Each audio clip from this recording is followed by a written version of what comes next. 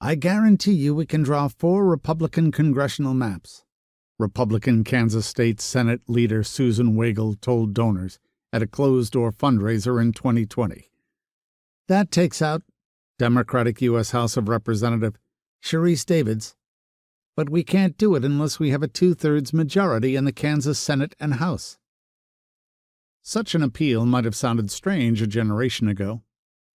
Here was a legislative leader in Kansas state government outlining a national strategy for the Republican Party.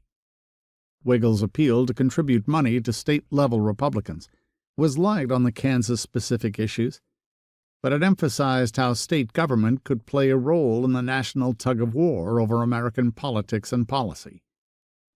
It outlined a strategy of gerrymandering, a way for this coalition to tilt the rules of democracy in its favor. The United States has a unique constitutional system. Many of its distinctive institutional features have come under fire in recent years. The Electoral College has been criticized for installing presidents who do not win the popular vote. Senate apportionment for granting equal influence to Wyoming's 573,000 residents, as California's 40 million, and even the unitary executive for granting too much authority to presidents.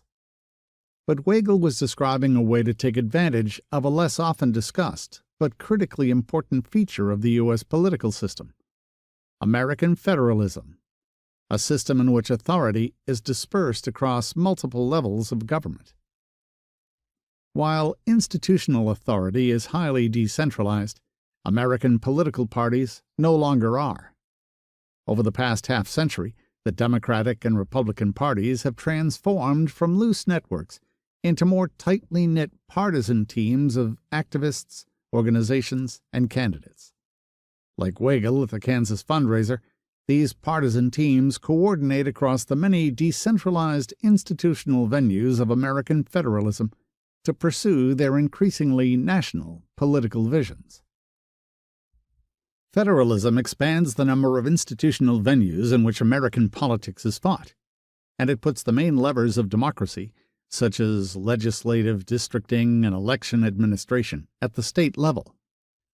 American federalism has existed in one way or another for well over 2 centuries, but nationally coordinated and polarized political parties have not. As the Kansas example reveals, national political coalitions have developed new strategies to exploit the decentralized institutional features of American federalism.